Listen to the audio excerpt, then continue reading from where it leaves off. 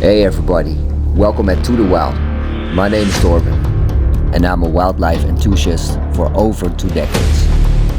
On this channel, we are going to discuss exotic wildlife. My main goal is to educate people and replace fear for admiration.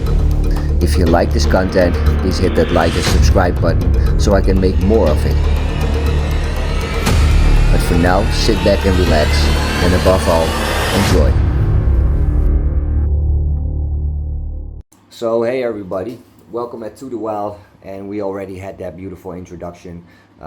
Sometimes it's very difficult to get that started in a good way. So I'm not completely new to making content. I already make content on TikTok, for example, also on Instagram, and sometimes I create some reels on Facebook. But I'm planning to make some more content at YouTube as well, because there's a lot of people on YouTube searching for specific types of videos, maybe some videos to get some information from, but of course just to sit back and relax and enjoy all the content that is out there.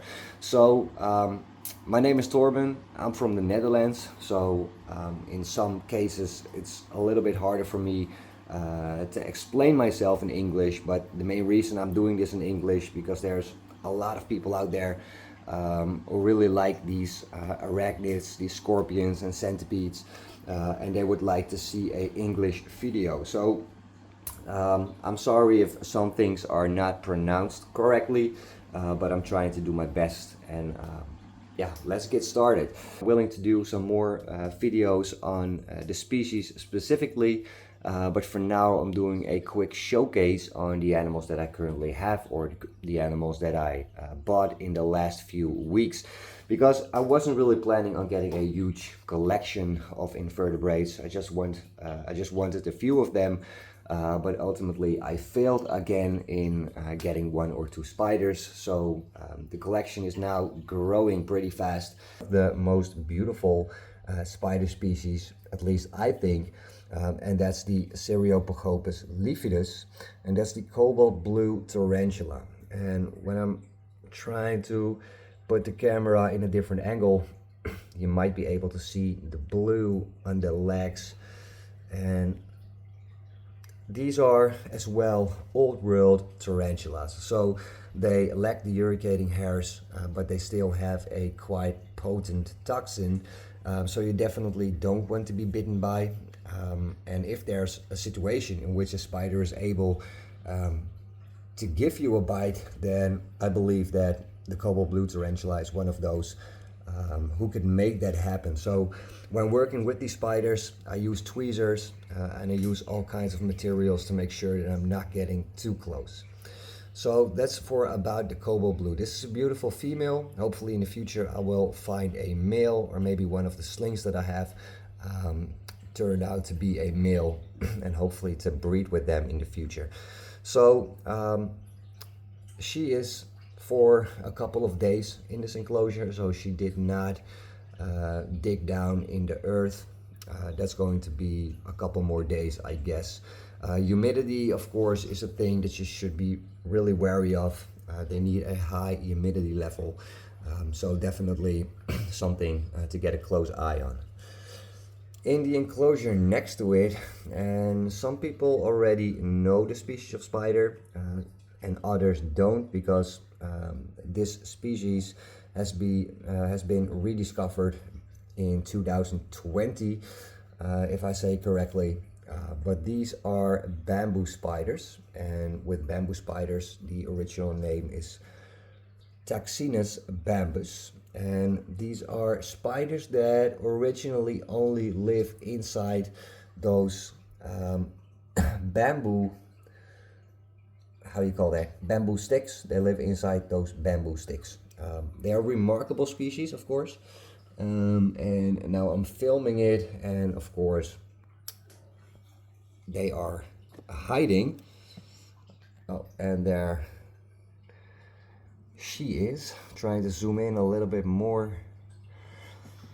You see those beautiful yellowish to white markings on their legs, and they have that beautiful black coloration. It's a sort of matte coloration, black, and they have a beautiful grayish cephalothorax. It's a very unique spider species, and hopefully I'm getting a lot more content about them in the future, because I think that they are remarkable, and they were ultimately described as a different species a couple of years ago, but now they finally have a own species name. So they are wonderful, but also quick spiders, and they are incredibly fast. Then we're going one enclosure down, and here is one really stunning species. This is a Scolopendra dehani. So this is the giant, or this is one of the giant centipedes. So it's actually referred as a Thai red dragon due to the fact that they have a beautiful reddish head, and they have those this specific animal is quite large, can I say. I estimate this centipede somewhere around 20 to 22 centimeters. So it's really a freight train, if I can name it like that. It's at first I was sort of afraid of these animals. I mean, I keep spiders, I keep all kinds of spiders, your old world tarantulas, I kept true spiders, I even had Brazilian wandering spiders, who also are quick to bite or quick to defend themselves, but having a centipede is a whole different ball game. I mean, they are escape artists, they can fit into the tiniest gaps, and then I put one of these giant centipedes into a glass container with a mesh lid. So I was a little bit worried about getting these centipedes into a container with a mesh lid, as I heard a lot of stories of people who found their centipedes outside of the enclosure because they just damaged the mesh lid and they managed to escape from the container. So ultimately this mesh lid is from metal, so they shouldn't escape from these types of enclosures, but never say never. Unless it happens, I'm quite sure that it's going to be fine this time. So here we have a Chilean recluse spider, and this is a large female Chilean recluse. So this is Luxocellus laeta, the Chilean recluse spider, relative of the brown recluse spider, and they tend to be the most venomous of them all. And that's probably due to the fact that these recluse spiders are the largest specimens of the genus. So they are becoming around 2 centimeters in length. They are quite dull spiders, can I say. I mean, I really do love them, but it's not that you have that beautiful bluish or orange or purple coloration on them. But these are true spiders, and they are extremely venomous. So the thing about recluse spiders, that in the countries where they're coming from, almost every incident with necrotic effects has to be blamed on recluse spider bites. But let's cut that off, as most recluse spiders aren't able to penetrate the human skin, not when they try it by themselves. Of course, if they get into your clothes, or there's a recluse spider in your shoe and you're trying to get your shoes on, you will put pressure on him, and the pressure will probably be the reason why the fangs are penetrating your skin. So even though if somebody gets bitten by a recluse spider, and now we're talking about the normal brown recluse spider, often it's not going to result in systemic effects, but in most cases it will be minor. You will have some local pain, maybe some swelling, but that's probably all it takes. For about the Chilean recluse, because of their size and because they're a little bit larger, there might be a good possibility that you will have a systemic luxocellism. That's difficult name for a systemic envenomation, and that will be terrible because it will destruct your organs. So you have to be quite careful with the Chilean recluse when they become large. But of course, like with all my arachnids, I use my tools and I use my materials to stay at a good distance. And in here we got a remarkable species of tarantula, also a old world tarantula, but this is the Chilobrachys huaini, and this is a large female tarantula. I don't want to say that they are aggressive, but they have a aggressive form of defending themselves. So they really keep myself on my toes all the time. So, and when we talk about the Chilobrachys species, this is the female. I also have a beautiful male, and you can clearly see what I meant with the webbing, because the enclosure of the male is completely webbed in, and he created a sort of funnel in his enclosure. So hopefully I will be able to breed them in the future. So this is the Pussylotheria metallica, the Guti sapphire baboon. It's a very, very remarkable animal. Look at the blue coloration on the legs, and then those yellow bandings. They're almost always hidden behind the cork bark, but early in the morning, like now for example, they just get out of their den and they wander around and give you that sneak peek on how beautiful they are. But like I said, just with the other species, I will definitely make a new video about the species specifically. Up, still need to get a rehousing. We have another cherry leg centipede, and I put the animal into this plastic container. And then you might be wondering why these animals are housed in a plastic container and not in, let's say, a cricket tub or something like that.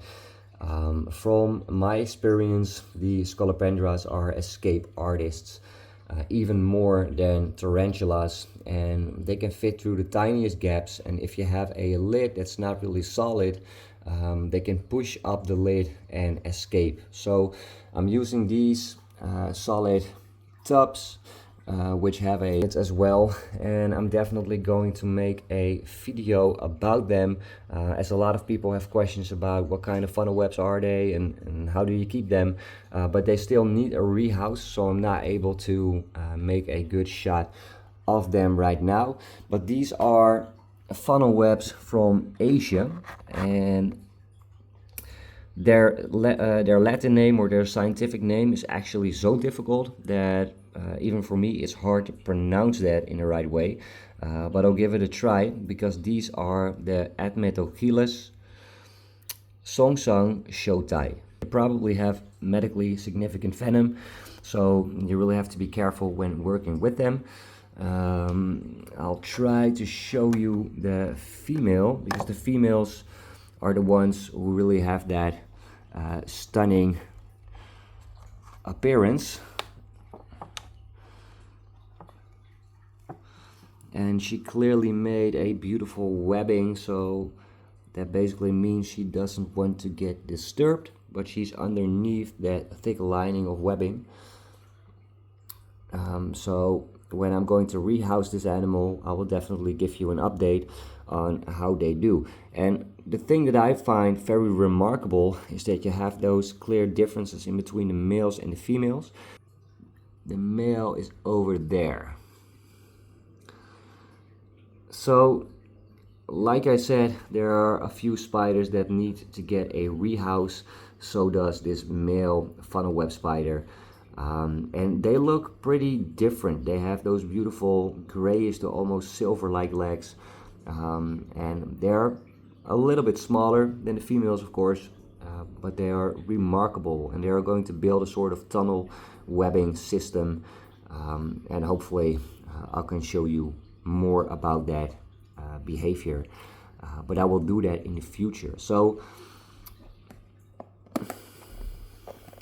if you are interested in seeing more, learning more about these beautiful spiders, make sure you come back for the following episode. I will probably upload somewhere next week. And if you have some questions about them, please put them down and I will try to answer that. So for now, thank you, and hopefully see everyone the next time.